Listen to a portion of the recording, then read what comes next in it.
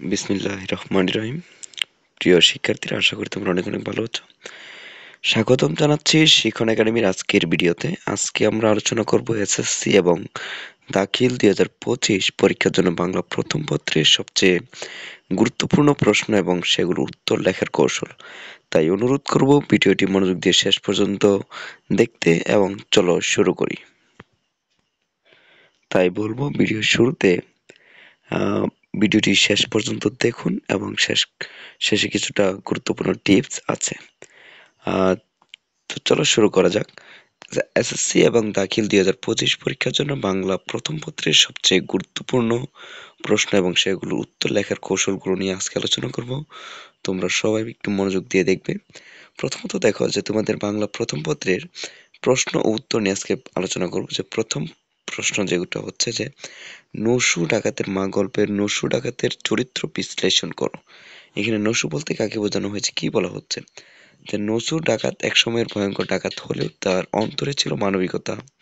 তার মায়ের প্রভাবেই সে নিজের অপরাধী জীবনের প্রতি ঘৃণা অনুভব করে এবং শেষ পর্যন্ত আত্মসমর্পণ করে। তার চরিত্রের বড় বৈশিষ্ট্য হল অনুতাপ, মায়ের প্রতি শ্রদ্ধা এবং নিজের ভুলের স্বীকারোক্তি।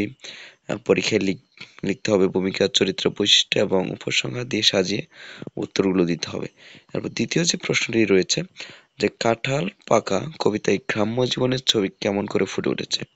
কাঁঠাল পাকা যে কবিতাটা রয়েছে, কাঁঠাল পাকা কবিতায় কবি বর্ণনা করেছেন গ্রামের সরল জীবন, প্রকৃতির স্নিগ্ধতা এবং মানুষের সহজ সরল জীবন দ্বারা গ্রামের প্রকৃতির রূপ আর মানুষের প্রাণের সাথে একাত্মতা খুব সুন্দরভাবে ফুটে উঠেছে। এবং এই কবিতায় উত্তর লিখতে গেলে প্রথমে কবিতার মূল বা ব্যাখ্যা করে তারপর কয়েকটি চিত্র আঁকতে হবে, যেমন কাঁঠাল গাছ, কৃষক, শিশুরা, এটি উল্লেখ করতে হবে।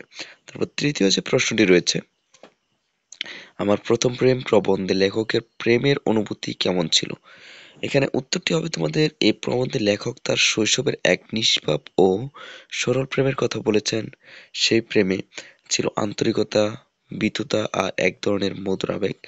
লেখক তার অনুভূতি প্রকাশ করছেন একেবারে নির্মল ও সহজ ভাষায়, যা পাঠকের মন ছুঁয়ে যায়। পরীক্ষার তো প্রিয় শিক্ষার্থীরা, আজকের জন্য এতটুকুই। আশা করি আজকের আলোচনা আপনাদের জন্য অনেক উপকারী হয়েছে। যদি ভিডিওটি ভালো লাগে তাহলে এখনই একটা লাইক দিয়ে দিন এবং চ্যানেলটি সাবস্ক্রাইব করতে ভুলবেন না। আগামীকাল আবার দেখা হবে নতুন আরেকটি গুরুত্বপূর্ণ টপিক নিয়ে। সবাই ভালো থাকুন, সুস্থ থাকুন। আল্লাহ হাফেজ।